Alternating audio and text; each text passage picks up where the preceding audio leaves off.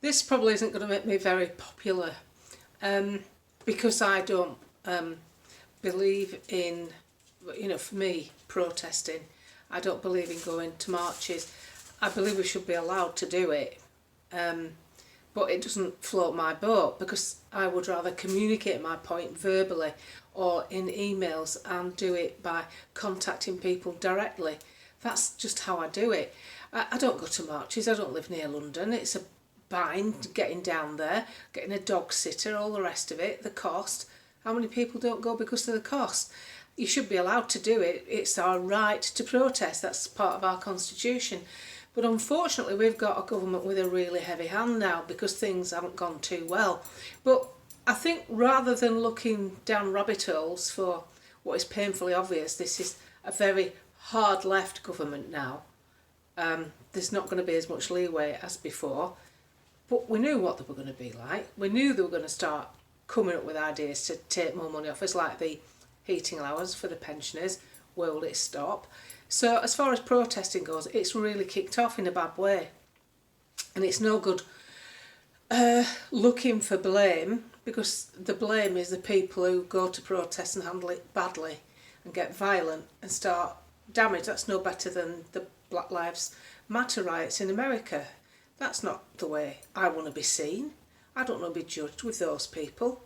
I want to be judged with the people who can see that we're being handled wrong all around and that a certain section of society gets better treated than others. I'm very careful with my vocabulary when I'm talking about this because of censorship.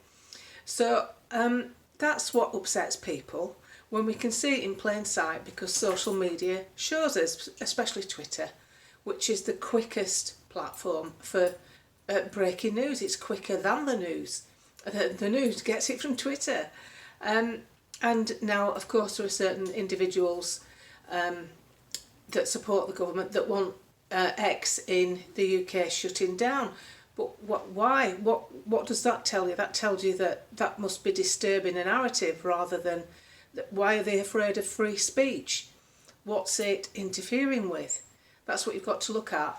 But then again, I would never go to a demonstration anyway, and I'm allowed that choice. You can't come on my thread telling me off for not going, because if you can show me a demonstration that's actually had a result, that actually after the demonstration there was a result. The only thing I can think of was the poll tax, because they developed into riots. But I do think what's going on isn't going to work. But that's up to people who get involved. And, as I've said before in other videos, the most powerful protest is silence, but in huge numbers. So you are a visible block of people, all dressed the same, smartly, not sports clothes, not bikini tops, not off-the-shoulder numbers and ripped jeans, not your Sunday best, but not your Sunday worst. Look like you're respectable. You need to present a respectable look to get taken seriously. RMPs don't wear suits because they like suits. They wear suits because it gives them a more professional look to what they're doing. If they turned up in ripped jeans, I mean, she tried it once, that's now Mayor of Yorkshire, Tracy Babbin or whatever she's called. She came in an off-the-shoulder black cocktail dress to work in Parliament. I mean, are you bonkers? I don't want someone who's looking sexy and attractive. I want someone who looks like they can read a document and interpret it correctly and represent me, because I don't dress like that. I don't want to see someone like that. So visual, the optics, as they call it, the optics are really important. I see people making some really valid points, but they're doing live broadcasts on Facebook in a scruffy dirty t-shirt, having a fag. We'll just wait for a few more to log on. Just wait, yeah, oh hiya Frank. Oh yeah, we'll just wait for a few more. How much time do you think people have? Get your message out. By the time they've waited for people to log on, I've got mine over and done with. Bish bash bosh, as that bloke said in the jungle. I've done my message and I'm off. 2, 3, 4 minutes. I don't take long when I'm on Twitter and Facebook. But we've got to accept that the people now in charge are going to be hardcore. And we've got to accept the failings of the previous government that also put this government under pressure. I'm not making excuses. I'm laying out what's happening here. And the police are under the cosh. When I say under the cosh, the public are losing faith in the police. But what you've got to look at is what's happened to the police. I feel sure that any policeman or commissioner would want more police. I think they'd want to keep their police stations open. I think they'd want to have more police and be able to be more interactive within a community. I think that's what any policeman would want. I think a policeman would want to be able to walk down the street safely, be respected and think he can help. I think that's the general thing anybody goes into policing for. I honestly believe that. But unfortunately, police has been politicised. And we've had people in charge like Cressida Dick and this fella now with the Met that are completely unsuitable. They're box tickers. And of course, once anything's politicised, it has to follow the politics. And the politics has been depleting the police force for over a decade. I mean, policing has got so different, hasn't it? When I was a kid, there were always big, tall, 6-foot bobbies that walked around the streets unarmed with a truncheon down the pocket or wherever it was, and you felt safe. There's a policeman there. And when you were a kid, you were always told if anything went wrong, run to a policeman. Do you remember all that? You were told to run to a policeman. I won't run to a policeman now. I'd just run to somewhere where there were some females, a shop. I'd run where there was more people. That's how I would be, because the police has lost so much trust. Now, the thing about what's happening now, because this is only my view, it's only my opinion, you don't have to agree. But what's happened now, I believe, we can't blame Labour, because Labour haven't been in power for 14 years, so we can't blame them. They're part of the problem, they're not the cause of the problem. The cause of the problem is bad politicians for over 20 years that haven't looked inwards to Britain to run her properly. They've looked outwards on how they can gain traction on the world stage. That's why we've no manufacturing left. So what you've got to look at with the police is what's happened over the years. They have, in fact, depleted the police force so much that they now know, before they go in, they cannot police bad behaviour in great numbers. They haven't got the manpower, that's why they're on secondment from other forces. So they already know that. That's how the police have to go into a situation. Plus the fact the directive is a soft touch with one section of society and going how you like with the other. Even the dress code, you see it yourself when you're watching these things unfold. So what you've got to look at, they're now hogtied to their politics, and that's really bad for policing, because in this country we police by consent, and that's the consent of the public, not the state. So there's lots of things going wrong. So, and you know, in the LBC interview with Nick Ferrari, I don't know if you caught it, he brought up a very valid point with Yvette Cooper. He said, you had 48 hours notice with the hotel in Rotherham. Why didn't you put an exclusion zone up? And she just avoided answering. Why didn't you ask the police to put an exclusion zone up? From what I've read, that apparently is the go-to protocols in situations like this. And I don't think there's anybody watching this podcast, is it a podcast, would agree or condone the violence. I certainly would not. Because it just takes away from what the point you're trying to make. Because all that happens, you see, what people have to understand, no matter how angry you get, is that, and both sides, that once you deviate from the message, then the sensationalised highlights will be shown on the TV, and that is what the public in general will remember from these breakouts. When was the last time you heard the little girls mentioned, for a start? That really fills my soul with sadness, that we're now all talking about the riots, how to handle it, how to not handle it, and yet these 3 little girls are still, families ruined. Anyway, I'm not going down that road, I'll get upset. But the thing is now, all that you'll see is photographs of yobs damaging property, because the media survive on sensationalism. The media don't make much money from calming it down and showing the good side. Well, these people, they were only a small section of society. Oh no, we all get tarred with the same brush. That's the bit I don't agree with. I've already said I would never go on a protest, so why should I be called far right? And why should anybody be called far right because you disagree with your government and the way they're handling things? And I try to be rational. Yeah, I completely see that Keir Starmer has inherited a police force that's been diminished and diminished. But you're in now, so do something about it. Give us some more police that can behave rationally and stop telling them to use a soft touch with one section of society and go in as hard as you like with the other, because people can see what's happening and that just causes further unrest. And this business of cracking down on social media, there are some idiots. I mean, you saw that idiot yesterday. He's supposed to be the good guys, they're supposed to be the greater good. Oh, we're stopping fascism. What did he scream in the street? Thankfully, I'm not repeating it on here, but thankfully his vile suggestions were met with the force of the law.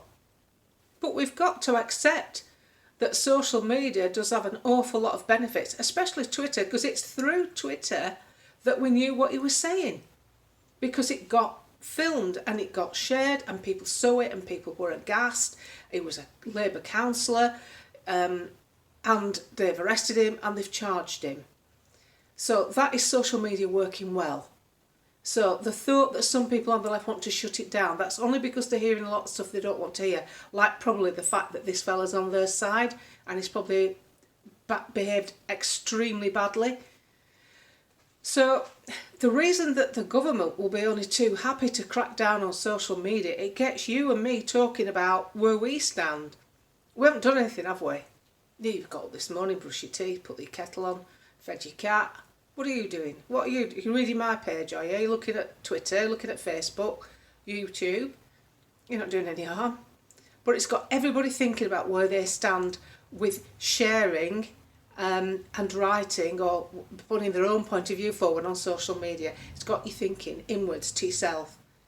It's taking your attention away from the failings of the government. Because the trouble is, they know they cannot police massive unrest because they haven't got enough bodies. And then, of course, I don't agree with how some sections of policing is being done. I think it's painfully obvious. The media's talking about it. This isn't a secret. It's on, mainstream media. But the trouble is for us, when you get a hostile situation, no matter who's causing the hostility, and there's been retaliations from the other side, as we know, then there's been false information about there's going to be 100 protests. There weren't. And so the other side took to the streets and then they claim that they've stamped it out. No, they haven't, because it was never coming. So you see how it's all a jungle, isn't it? It's an absolute jungle. So the trouble is, it's the bad behaviour of a few. It happened in 2011. It always happens once civil unrest begins, because you are always going to get those from society that want to benefit from that unrest by looting, by trashing businesses. There was a case, I remember reading it years ago in a local paper, there was a bit of an outbreak of this group of people rioting. It was a shopping street, and they'd kicked off about something. Everybody started rioting, but then the culprits who'd kicked it off really just wanted to break into a shop. It was a robbery, and they covered it up with a riot, and they got away with what they wanted. I remember reading about it, it was years ago. It wasn't a big sensational thing, but there's always someone with an agenda, isn't there?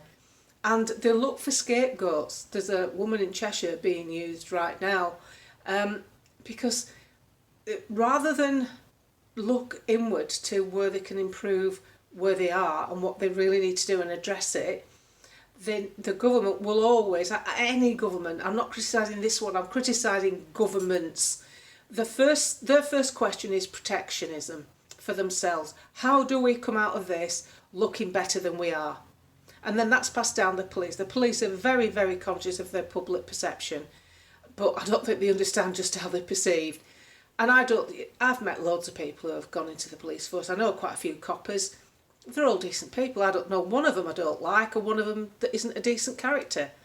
So the bulk of them are fine. And the bulk of them want to do good. But unfortunately, the people that they're hiring, The newcomers to the police, the short ones, the fat ones, the ones that have medical condition but still get in the police, they're not going to make very good police, are they? Because they're not going to be able to handle things. And then once you get conflict, once you get individuals and tempers, are up, and things start happening, you randomly pick someone off the street to just arrest them because you've got to get the numbers up because you work for the Met and Sadiq Khan's in charge. Whatever's going on, I'm not saying that's happened. I'm just saying imagine a scenario that once you're up, once you're riled, and you're a policeman, you're also a human, you're riled, and you've been given carte blanche in some situations, and you get bad behaviour. But I don't see the police as, on a whole, as bad. I think they're underfunded because they're understaffed, and I think the jails are full. I think if you look at the justice system, I mean, I saw a thing from a newspaper article, a murderer has just been released. I can't pronounce his name. He's been released after serving 6 months because of this jail emptying thing. And yet a guy who's rioted in Southport has just got 3 years. And he shouldn't have rioted. And Yvette Cooper's put a long list of sentencing possibilities on her Twitter feed about what you'll get if you riot and different things. I think rioting's up to 10 years. Civil unrest, I think, is up to 5. Anyway, you can check it out. It's on the Home Office. So we sit here now. This is for us. As you know, I always do this podcast for us. And I myself, I've checked my Twitter feed. God, is there anything I've put on? And had a look to see if there's anything where I could be misconstrued as being some sort of undesirable. I think the first time I was ever undesirable was with Dave Ray at school when he was the hot boy. Everybody fancied him. And it was my big opportunity to go out with him. I was a wreck, buck teeth, frizzy hair, scar on my neck, which side is it? This side here. I fluffed it up because I think he wanted top off me or something, and I won't do it. No, I'm not that kind of girl. So undesirable, I know what undesirable is. I was undesirable right through my teens, so I don't want to become undesirable in my 60s because of some perceived idea that I'm a danger to society. But everybody will be thinking that today. Everybody will be looking at the social media wondering where they stand. And the thing is, you're probably all right, but just think before you retweet something. Just check your source. Has your source been reliable? Google it. Google the question, because usually there'll be something coming up. Look on the thread before you retweet it. That's a really good one, especially with Twitter. If you look down the thread, a statement, bang. And then you look down the thread, and within 4 comments, there'll be someone saying, well, that's not quite right, because this happened. And you think, oh, right, I didn't know that. Like, for instance, when they were talking about yesterday, about, coming forward because of tweets and Facebook, etc. And somebody on the thread who was originally from Hong Kong said, yeah, well, that's what they did to us in Hong Kong, the CCP. They came after our social media first. So it gives you a hint of the direction. And as I say, doing these things is getting a bit more difficult to talk about. But we get up this morning. I've still got my lovely dogs. I'm going to do a bit of gardening. I've got my friend coming tomorrow for tea, Janet from school. I love her. She's right outspoken. Wonder how we get on. I'm getting on with my life, and so should you, because you're not directly involved in any bad behaviour, and you shouldn't be going to bed worried at night that you're going to be perceived as a bad person. This is only the media. This is where they let us down dreadfully. The media has control of the narrative, and if the media told the truth, the landscape would be different. Perhaps even the riots wouldn't have broken out, who knows, if we'd have had an honest media, not just on these issues, on previous issues. If instead of trying to kettle us and clamp us down, the only opening we've got, I feel like I've been living in a pressure cooker and Elon Musk has took the lid off, and all of a sudden, boom, we can talk. And that's what Twitter is about. We can talk. It's the street corner, it's the chatterbox, it's me standing next to a woman at a bus stop. You chat, and that's what we do on Twitter, and that's what we're doing here. And we should be allowed that chatter. And if we get a few things wrong, as long as we're not asking for trouble, then expect flaws in people's tweeting. But you've got to remember as well, I don't really honestly think they've got the manpower to completely troll through the internet. If I was doing it, if I was looking for culprits, then I'd probably start off with the people with the biggest following, because you're gonna attract a lot of traffic. They can see other names. That's how they'll do it. Whether they've got any rights to do it, a good page to follow on Twitter it's called Law or Fiction. Law or Fiction. These are the legal people.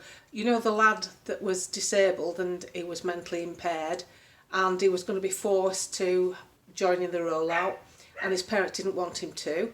You know, he's a grown-up lad, but he's got, I think, the mental age of about a 6-year-old, and his parents fought it. They didn't want him to have it. Well, this law firm is the firm that won the case, that got the parents their rights to have their child free from the rollout. So, Law or Fiction, if you read what he's put in, or they're put in, there's a number of them, on that page about a recent arrest from a woman in Cheshire, you'll see that the trouble is, if you're not a baddie and you're not in trouble with the law, you don't know how to interpret the wording that they use, because it's very clever. So if you go on there, that's a good guideline. There's a number of barristers. There's the Barrister's Horse. That's also a good site for to expose probably vocabulary that you don't quite understand. But let's not be in fear of tweeting and Facebook and YouTube. We're not doing anything here. Nobody's a baddie. Nobody's asking for anything. I'm not affiliated with any political parties, but I do think the left, as usual, the hardcore, I think that the main thing here, because I've seen a number of articles, I think the main person that they're after, as usual, is Nigel Farage, because even that, what's it called, James O'Brien called them the Farage riots. What a thing to say of a man who's never been involved in anything like that in a long-standing political career. But that's just stirring the pot, isn't it? That's just stirring the pot. I mean, I find him a despicable man. I know Keir Starmer's dad was a toolmaker, quite obviously. I wonder if he had any legitimate kids, James O'Brien, because, you know, his dad looks like he could have been a toolmaker too. But that's just me being sarcastic. How are you allowed to be sarcastic still? And I get through a lot of this with humour. That's why I created that character. I don't know if you've ever seen my videos. I'm just going to have to sort my dog out. I started doing a character called Miranda Street Bog. I called her Street Bog because of Tony Blair's reputation with public toilets. Miranda Street Bog here, smug middle-class recycler. And she's always in the know, you know, with her wonderful husband Gerald and her 3 adorable grandchildren, Toby, Zachariah and Monique. And I use her as a character to get around discussing stuff where people are being absolute with the way they are, looking down their nose on the working class and stuff. So I did a video of her yesterday on Twitter and put it on Facebook. I just do it for fun, just to lighten the moment. But she's, you know, I say it's like reverse psychology, because Miranda's always on the side of those who are on side, because she's that sort of person. And of course, why do all these people need to fly to Benidorm when we would go to Buenos Aires in one long flight? I mean, that's much more cost effective, and of course we're always conscious of our carbon footprint. That's why we offset it to someone else. She's a sanctimonious, smug middle-class recycler. That's how I've designed her, so that when I come on and do, I always wear a hat. Not always, but I like to wear a hat when I'm doing her, and then get some points across that would be difficult to convey if I just did it as me. So I take the mickey out of things by using her, because she's got this Eastern European cleaner that she pays below, you know, minimum wage, and she gives you reasons. Well, of course, Luz Miller, she doesn't need all that money because she doesn't have a real life. You know, she's horrible, but you enjoy watching her being horrible because you know it's not true. As Ricky Gervais says, you know, we need our sense of humour, and I created her so that I could just, you know, have a laugh while I'm getting a point across, which is what I've done with she's obviously Miranda and her lovely family. I've gone to one of those protests, obviously not here in the Cotswolds in our country seat where we are, but in one of those overpopulated places down near London, And we were really, really proud to stand shoulder to shoulder with people who were saying, refugees welcome. But obviously not here in the Cotswolds. No, not here. Down there, where lots of people are. She's one of them.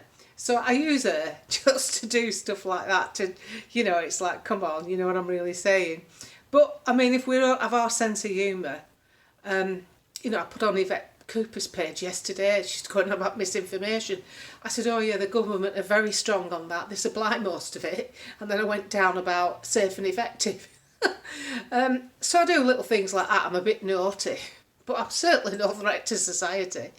And I don't want anybody to go around here thinking, the trouble is, we know the bad guys are in. We know that they're going to be hardcore left, and they've done it in such a short space of time.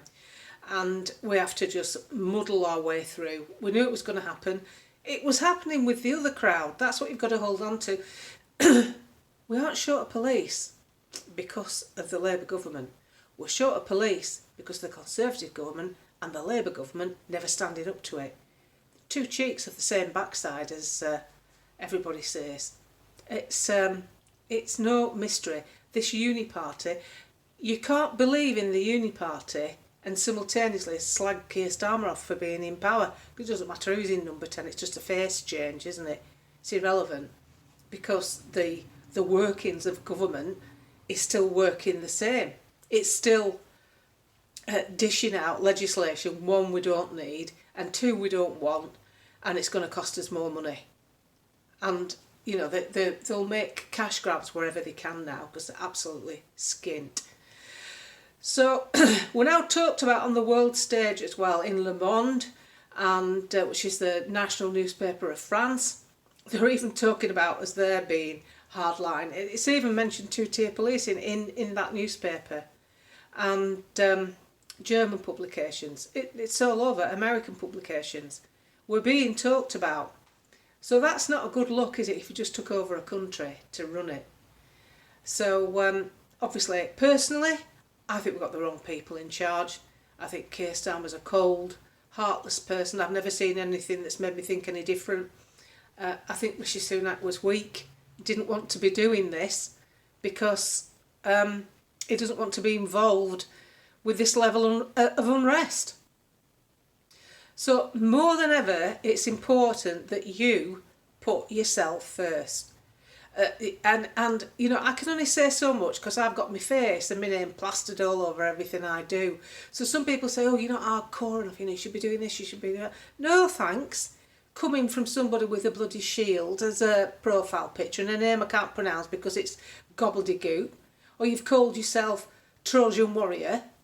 Oh yeah, let's come looking for Trojan Warrior. Where do you live? Oh, that's right, we don't know because we don't even know if you're male or female. So don't come on telling me to be more hardcore. I got a message yesterday from a woman really slagging me off right on Facebook, really going for it, personal insults the lot, about too old for this and your teeth and stuff like that. So I thought, all right. So I managed to find a Facebook page and I had a good troll through it. I had a look, found her holiday snaps. And I thought, sod it, you've been rude to me. And what I did, I wrote back to her, but I put the message up on Facebook and Twitter, what I sent back. And basically I said, oh, thanks for messaging me. Seeing as you decided to be acerbic in your insults, here's round two. I've just trolled through your holiday photographs. My God, last time I saw, because she was on a beach, last time I saw a pair of feet like that, they were on a gargoyle clinging to a church. Sadly, you've got a face to match. And not only that, it seems to have followed through the gene pool. Her kids look like mommy. I bet they wish they looked like their dad. I just do stuff like that. I just, rip into them. I won't put their identity up, but don't come messaging me with your insults because I really can't, I can do it back. I'm not afraid of doing it. But you've got to see the lighter side of life. And the best thing was, after she's ripped into me, so ping, I knocked it back over the net. The reason I could find her very easily, she had a be kind board around her face. Be kind. Be kind. Unless it's me and then you don't have to be kind. Just rip into me. Call me all sorts of names. Even though you don't know me and you've never met me. So I like to have a bit of fun like that, you know what I mean? And then I write funny little stories as well, about Herbert Headbanger. The serial killer's been released early on his sentence of 13. He's served 13 years of 29-year sentence. And Kevin the Cockwomble, who was arrested for rioting, has got 5 years after throwing a TV through a pie shop window. The trouble was it was conceived as premeditated because he brought the TV from a previous riot the day before and he brought it on the bus. In other words, I just make lighter stuff just to get a point across, that it's like, whoa, heavy hand for this, light touch for that. So, and I do it because it keeps me sane too. Because I always think, oh, come on. And my sense of humour keeps me going. My mum was the same, it kept her going. Living with my dad, she needed it. No, my dad were alright, he was okay. But he were a bit of a deadpan. I loved him, he were fine. He were no funny business. But, my mother she was a star. But my dad's way of disciplining us. My mum used to discipline us, and she could have hit me with a feather and I'd have bawled my eyes, my mum's hit me. But if my dad hit me, which she never did, I would have just never cried. And my dad's way of discipline, this is my dad, paper up, and she'd go, Eddie, sort her out, will you? My dad would just put paper down and he'd go, oi, lady chops, less of it. Paper back up. That were it. That were discipline in our house with my dad.